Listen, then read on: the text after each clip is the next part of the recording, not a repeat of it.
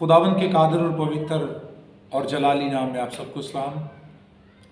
खुदावंद आप सबों को बरकत दे और अपनी बरकत से मालामाल करे। खुदावंद ने मुमकिन किया कि आज फिर हम खुदा के कलाम अक़दस में से अपनी नसीहत के लिए कुछ सीख सकें। खुदा ने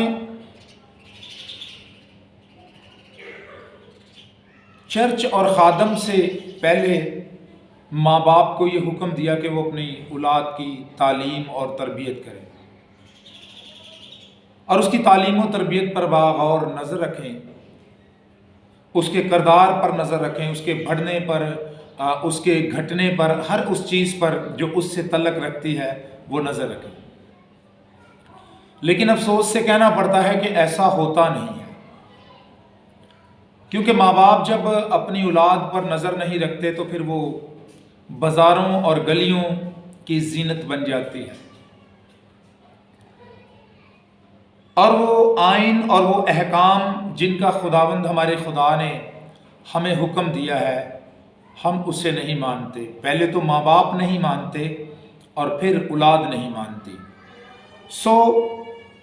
आज हम खुदावंद के कलाम मुक़द्दस में से इस्तिस्ना की किताब उसका छठा बाब और उसकी पहली वर्स से पढ़ेंगे, जिसमें यूँ लिखा है, ये वो फरमान और आइन और अहकाम हैं जिनको खुदावंद तुम्हारे खुदा ने तुमको सिखाने का हुक्म दिया है कि तुम उन पर उस मुल्क में अमल करो जिस पर कब्ज़ा करने के लिए पार जाने को हो, और तू अपने बेटों और पोतों समेत खुदावंद अपने खुदा का खौफ मान कर उसके तमाम आइन और अहकाम पर जो मैं तुमको बताता हूँ ज़िंदगी भर अमल करना, ताकि तेरी उम्र दराज हो। इसलिए ऐ इसराइल सुन और एहतियात करके उन पर अमल करना, ताकि तेरी भलाई हो और तुम खुदावंद अपने बाप दादा के खुदा के वादे के मुताबिक उस मुल्क में जिसमें दूध और शहद बहता है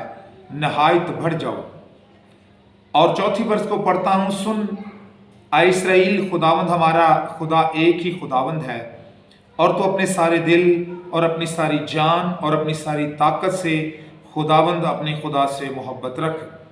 और ये बातें जिनका हुक्म मैं तुझे देता हूँ तेरे दिल पर नक्श रहे, और तो इनको अपनी औलाद के ज़हन नशी करना, और घर बैठे और रात चलते और लेटते और उठते वक्त इनका जिक्र किया करना, और तो निशान के तौर पर इनको अपने हाथ पर बांधना, और वो तेरी पेशानी पर टिक्कों की मानिद हो, और तो उनको अपने गले की घर की चौखटों और अपने फाटकों पर लिखना। खुदावंद की कलाम अक़दस के पढ़े और सुने जाने के वसीला से हम सब बरकत पाएं। मामला ये है कि माँ बाप ही खुदा की इबादत और उसकी बंदगी करने में प्रिपेयर नहीं है। ना वो अपनी औलाद को ये सिखाते हैं, ना वो अपनी औलाद को ये सिखाते हैं, ना वो खुद सीखते हैं, ना वो चर्च जाते हैं, ना वो खुदा के कलाम को सीखते हैं। अब डेफिनेटली जिस माँ बाप ने खुदा के कलाम और आइन और अहकाम को नहीं सीखा वो अपनी औलाद को नहीं सिखा सकता। अब माँओं और बहनों का ये कारोबार शुरू हो गया है कि वो संडे के दिन उठती हैं और वो उठकर जो है वो कपड़े धोना शुरू कर देती हैं।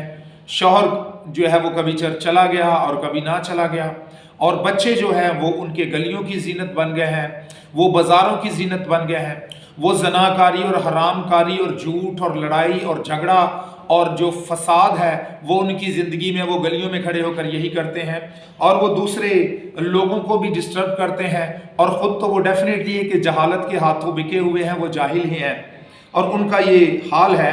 और उनका ये जो हाल है ये उनके माँ बाप की बदौलत है, ये उनके माँ बाप ने उन्हें विरासत में दिया है, क्योंकि वो उनकी तरबियत नहीं करते, वो उनको खुदा के घर में लाते नहीं।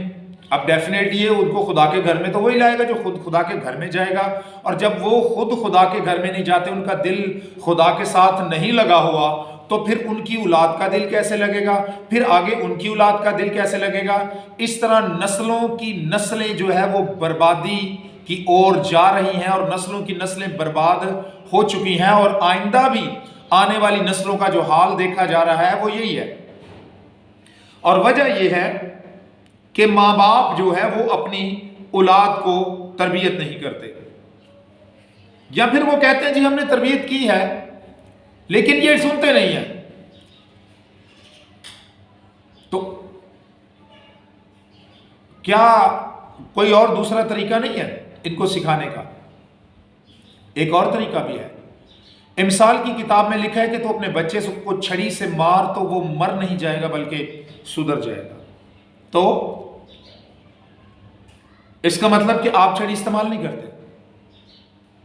इसी तरह खुदा के एक काहिन ने अपने घराने को और अपनी खिदमत को बर्बाद कर लिया था। अगर आप बाइबल पढ़ने वाले हैं तो आपको याद होगा कि एली काहिन ने क्या किया था। तो खुदा ने उसके साथ एतराज किया था। उसने कहा जिस तरह तुझे अपने बच्चों को तरबियत करनी चाहिए थी तूने नहीं की। और फिर खुदा का जो फैसला था उसके घराने की बाबत वो भी हम पढ़ देते हैं।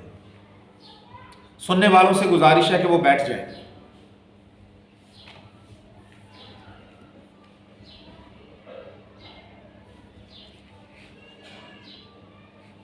तो एली काहिन के घराने का जो काम तमाम हुआ वो तरबियत ना करने के सबब से हुआ था।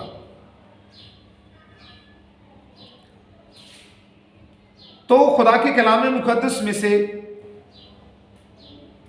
पहला शमूएल उसका 2 बाब और उसकी 30 आयत में यूं लिखा है, इसलिए कि खुदावंद इस्राएल का खुदा फरमाता है कि मैंने तो कहा था कि तेरा घराना और तेरे बाप का घराना हमेशा मेरे हजूर चलेगा। पर अब खुदावंद फरमाता है कि ये बात मुझसे दूर हुई, क्योंकि वो जो मेरी इज्जत करते हैं मैं उनकी इज्जत करूंगा, पर वो जो मेरी तकफीर करते हैं बेकदर होंगे। देख वो दिन आते हैं कि मैं तेरा बाजू और तेरे बाप के घर का बाजू काट डालूंगा। तेरे घर में कोई बूढ़ा होने ना पाएगा और तू मेरे मस्कन की मुसीबत देखेगा, बावजूद उस सारी दौलत के जो खुदा इस्राएल को देगा। और तेरे घर में कभी कोई बूढ़ा होने ना पाएगा। और तेरे जिस आदमी को मैं अपने मज़बा से काटना डालूंगा वो तेरी आंखों को घुलाने और तेरे दिल को दुख देने के लिए रहेगा। और तेरे घर के सब बढ़ती अपनी भरी जवानी में मर मिटेंगे। और जो कुछ तेरे दोनों बेटे हुनस और फिनास पर नाजिल होगा वो तेरे लिए निशान ठहरेगा कि वो दोनों एक ही दिन में मर जाएंगे। क्या वजह? आपको पता वजह क्या थी?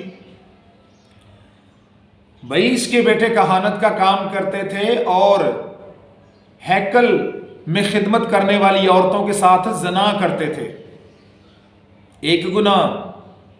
दूसरा गुनाह, जब कोई कुर्बानी करने के लिए आता तो ये उनसे गोश्त छीन लेते और उनसे जबरदस्ती करते थे। और इस्राएल को कुर्बानी से नफरत हो गई और ये गुनाह इनके हक में बड़ा गिना गया। और खुदा ने एली से कहा जिस तरह तुझे अपने बच्चों की तरबियत करनी चाहिए थी तूने नहीं की। तूने अपने बच्चों को मुझसे ज्यादा अजीज रखा, मेरे हुक्म से ज्यादा अजीज रखा।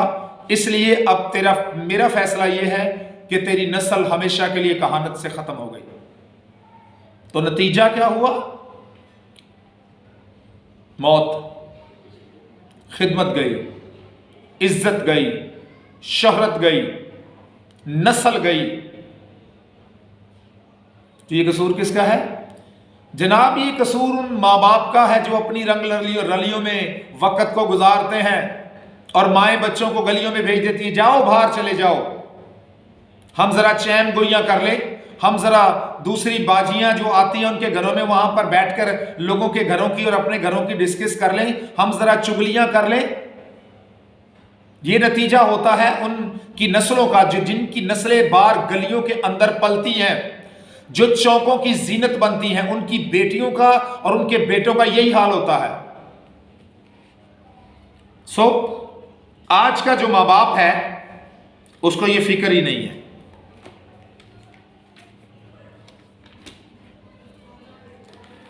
आज के माँ बाप को ये फिक्र नहीं है। वो सोचते हैं हाँ हमने इनको अच्छे कपड़े दे दिए हैं, रोटी दे दी है, रोटी देकर हम इनको पाल रहे हैं, तो पादरी साहब इससे बढ़कर हम क्या करें? उनकी ये बात है, होरसी की करिए पादरी साहब भाई, और भी आपके अभी बहुत सारे काम हैं जो आपने नहीं किए हैं, जो आपकी जिम्मेदारी है।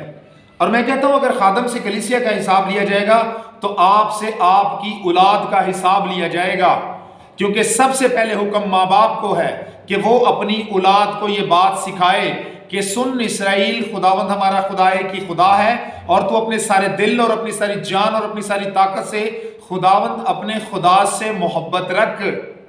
लोग कहते पादरियों ताड़े तो हिसाब लिया जाएगा। मैं कहता हूं जनाब आपसे पहले हिसाब लिया जाएगा, बाद में हमसे लिया जाएगा। जब आप चीजों को बिगाड़ कर चर्च के अंदर दाखिल कर देते हैं तो हमारा क्या कसूर है? आपके बच्चे जो बेतरबियत आ जाते हैं, जिनको बैठने की तमीज नहीं होती, और वो किसने नहीं सिखाई होती? जनाब वो आपने नहीं सिखाई होती।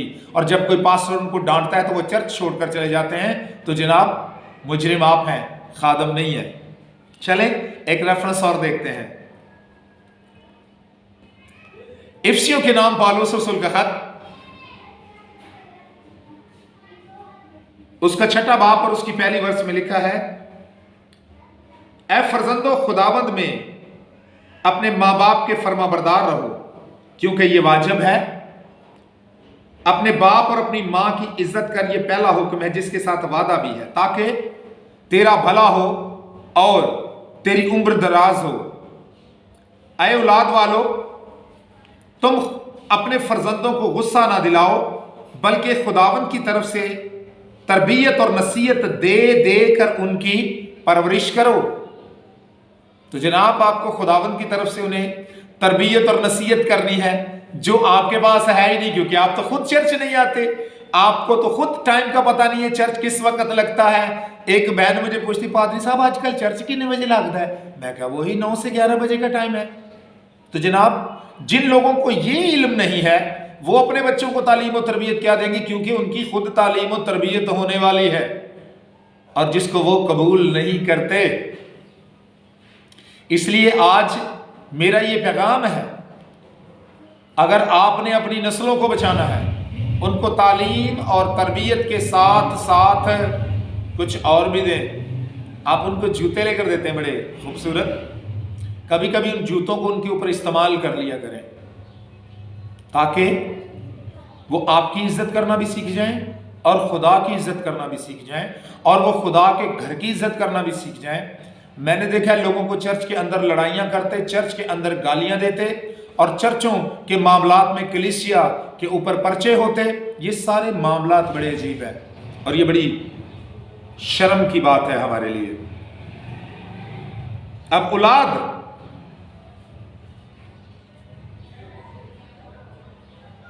खादिम की हो या औलाद कलीसिया की हो, वो सब प्रेजेंट तो मसीह को कर रहे होते हैं।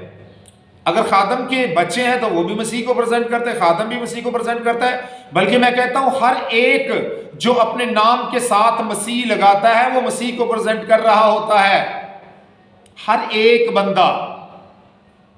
तो वो क्या कर रहा है जरा ये देख लें। वो गली में खड़ा हुआ है, वो गली में गालियां दे रहा है, वो लोगों को उकसा रहा है, वो लोगों को लड़ाई झगड़े पर उकसा रहा है, वो लोगों की बहू बेटियों के साथ जना करते हैं। तो ये तालीम है?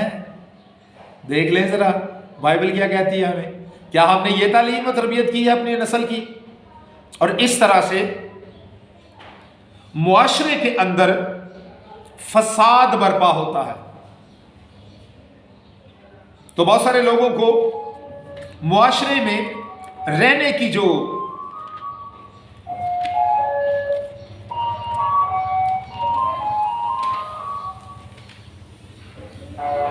मुआशरे के अंदर लोगों को रहने की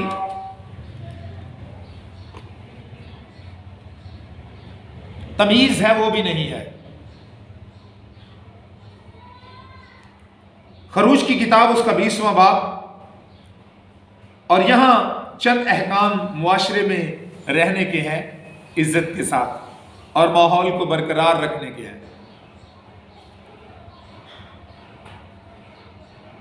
20वीं आयत में लिखा है, तो अपने बाप और अपनी मां की इज्जत करना, ताकि तेरी उम्र उस मुल्क में जो खुदावंद तेरा खुदा तुझे देता है दराज हो।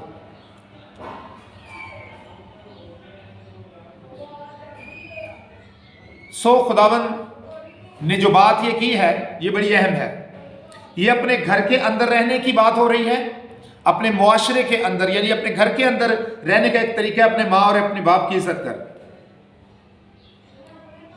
तू खून ना कर, तू जना ना कर, तू चोरी ना कर, तू अपने पड़ोसी के खिलाफ झूठी गवाही ना दे, तू अपने पड़ोसी के घर का लालच ना कर, तू अपने पड़ोसी की बीवी का लालच ना कर, और ना उसके गुलाम और उसकी लौंडी और उसके बैल और उसके गधे का, और ना अपने पड़ोसी की किसी और चीज का लालच कर। यह है मुआशरे में रहने के कवानीन। सो खुदावंद आपको बरकत दे और अपने बरकत से माला माल करे। यीशु मसीह के कादर नाम में आपकी सलामती हो। खुदावंद बरकत दे। आमीन।